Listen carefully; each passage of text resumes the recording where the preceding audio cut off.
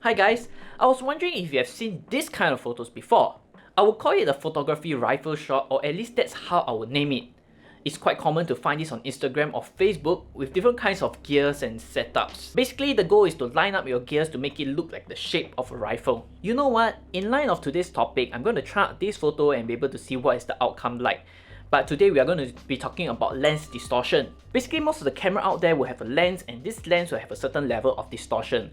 So, let's touch more on what causes the lens distortion, or aka barrel distortion. The camera lens is made up of different and multiple glass elements.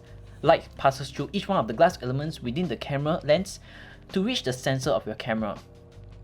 The glass elements are often not straight and will cause the bending of light that enters in, especially for wide angle lenses, which tend to take in light in a convex direction. If you do not already know what I mean, basically just look through your spectacles, a glass cup, or crystal ball, and you'll see that the image through it is slightly distorted. That distortion is what we are looking at and trying to correct. Usually the wider the lens is, the stronger the distortion will be. So comparing with a 12mm lens and a 35mm lens, a 12mm lens will have a much stronger distortion. Now this distortion can work in your favors. Now a lot of influencers out there will likely use this to their advantage to make them look slimmer and more model-like. Now, but if you are shooting product photos or something that is for commercial use, you wouldn't want this distortion, as it will make it less lifelike. So today I'm going to be showing you guys how you can do it using Lightroom and at the same time shoot our rifle photo. Anyways, I've been working on the rifle setup back here, so let me bring you guys and show you guys what I've put together. So here is the rifle photo. Now let's break down some of the important parts which makes this whole setup work.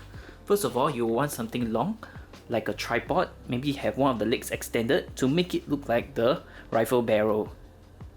Then you will want something that has a shape of a solid object or something slightly bendable to make it look like the magazine. Followed by the piston grip. I basically use a tripod for this as it can be able to fold the legs, and some rifles, as you know, has a more folded piston grip. Here I have the scope, which is represented by my Rode Video Mic Go. Last but not least, you want to have something long like a camera strap to make it look like the rifle sling. Other than that, the rest is completely up to you.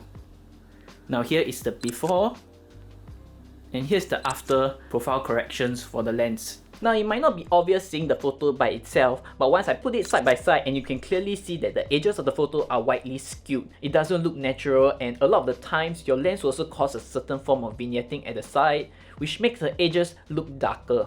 So adding in the lens profile correction does make a contrasting difference to your photos. Now here are a few more examples taken with the boggle head toys that I have at home.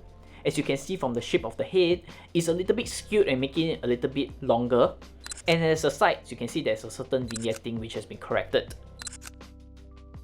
I don't know about you guys, but I myself shoot food photography, and usually I will want my photos look as natural and as symmetrical as possible, so I will definitely want this effect gone. Now I'll be showing you guys how you can do it using the Adobe Lightroom. So what you want to do is to open Lightroom, then select the photo which you want to edit, then scroll down all the way to this thing called Enable Corrections, Profile Corrections. You will be able to see a vast difference between the normal and the one which you apply the profile corrections. You can also change all the different settings depending on what lens you have and the amount of distortion that is in the photo.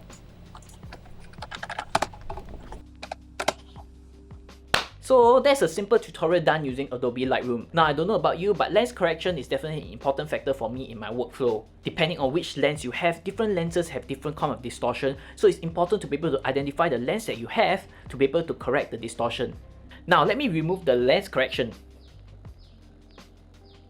You can see that my face is a lot more warped and the lines are less straight. So here's the footage after lens correction.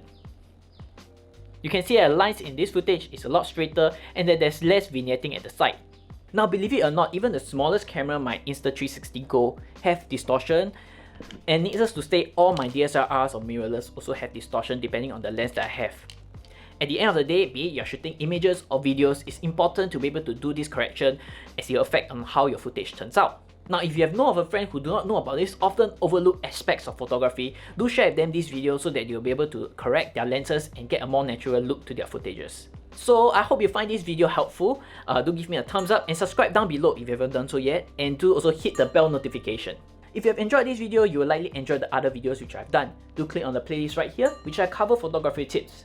Don't worry, they are free. If you guys are new out there and did not know, I have actually an Instagram channel which covers bonus content of my YouTube channel. If not, I'll see you guys in the next video.